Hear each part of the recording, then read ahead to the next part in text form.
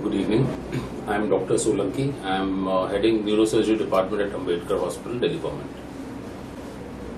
Today I will be telling you briefly about epilepsy. A second, sir. Good evening. I am Dr. Ranveer Solanki. I am heading Neurosurgery Department at Ambedkar Hospital, Delhi. I would be telling you about seizures today. As we all know, brain is made up of complex cells which carry out electrical activity in a very regulated manner. Due to disruption of this electrical activity by any means, there is onset of what we call seizures or fits. The fits that can be caused can either be simple, they can be complex, or they can be absent seizures. There are so many varieties of seizures. Starting from a jerky movement of any part of the body to total absent seizures, when a person becomes blank, or there can be cases of sudden drop attacks where a person simply loses control over himself and falls.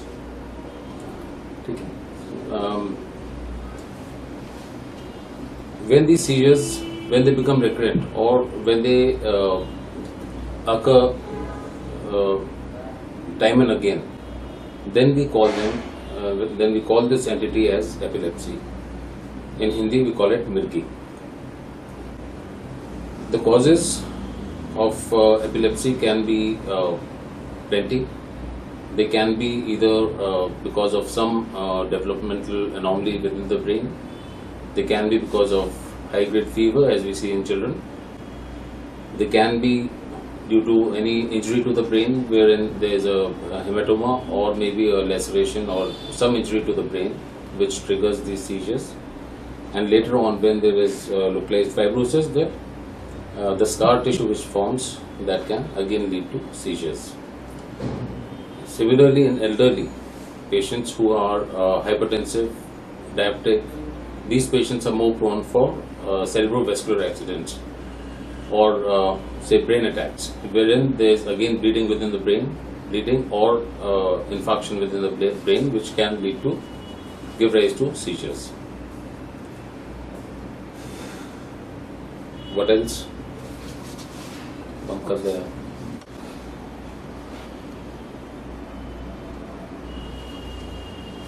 The diagnosis of epilepsy can be made by a variety of examinations, commonest of which is electroencephalography, EEG. There are other tests like MR which further tell us about the exact cause of epilepsy. Now, what are we supposed to do if we see a patient, say on the roadside, who is having a seizure? Generally, what we say is that a large number of people will gather around him and they would try all types of tricks to prevent or to end the seizure episode. But what we should ensure is, number one, if we see the patient at the time of seizure, we should prevent him from falling. He should not suffer from any injuries due to the fall. Second is we should try to make him comfortable by loosening his clothes and all. He should not suffocate. Then he should be turned on one side so that if at all he vomits, he does not aspirate. The treatment, again, it depends on the cause. If we have a seizure which is occurring because of, say, traumatic brain injury, then we have to address the hematomas or the brain injuries, which should be evacuated. If there is a tumor which is the cause, we should treat the tumor. If there is epilepsy which is happening because of some developmental anomaly, that should be addressed.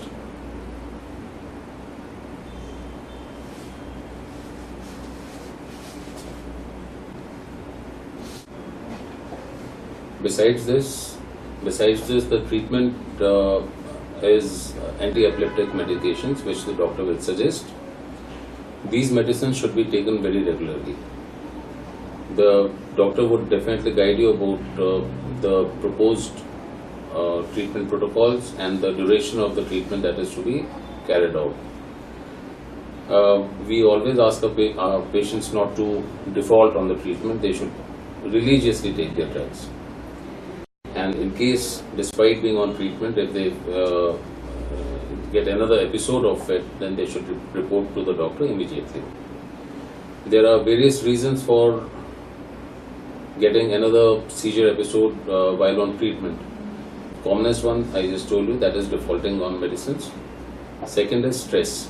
Any body stress, that should be avoided. You have to maintain a regular diet pattern you have to follow. There should be you should regularly exercise. You should adhere to your timings for rest. Adequate rest should be there. Do not try to overexert yourself. I suggest that these patients should not go in front of fire. They should stay away from swimming pool. They should be not on the driving wheel of the car. There are various myths which are associated with epilepsy, and these include there are various myths which are associated with epilepsy, and these include the belief that epilepsy is a very rare disorder. Actually, it's not a rare disorder at all.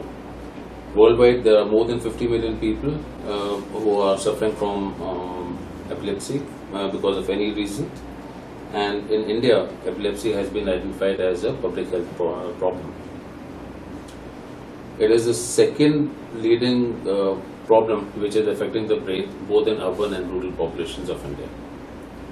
The second myth which is associated with epilepsy is that these patients are mentally ill, a fact which is totally unjustified.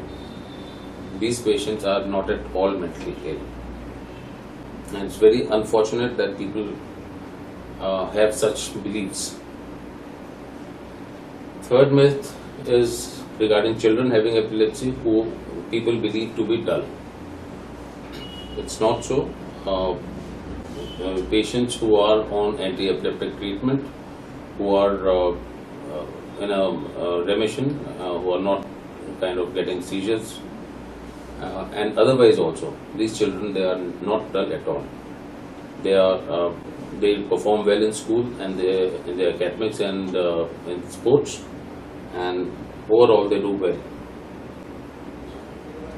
Of course, people say epilepsy is a curse or wrath of God, something that I'll disagree with, and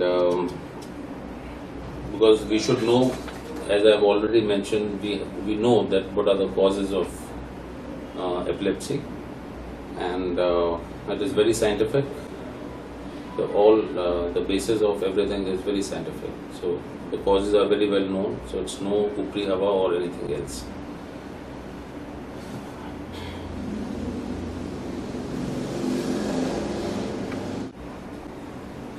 There are irrational thoughts like people believe that if you make a patient who is having a seizure, if you make him smell foul smelling things like shoes or maybe onions and all, then their seizure will stop. So this is very irrational, should not be practiced. Rather, what should be done is what I have already told you. People should not crowd around him, they should not get suffocated, his clothing and all should be loose and he should be turned on one side. Epilepsy medicines are very effective, but still people do believe that they are not. It so happens that patients may require maybe one, maybe two, or maybe three different types of medicines and in variable doses, because it is all individual. How good control a patient can achieve with a single drug, that is individual. There are patients who settle down with one drug. There are others who don't settle down even with 3 drugs. These are the patients who should ideally be considered for epilepsy surgery. Then again, there is a myth that marriage will cure epilepsy, something which I totally disagree with.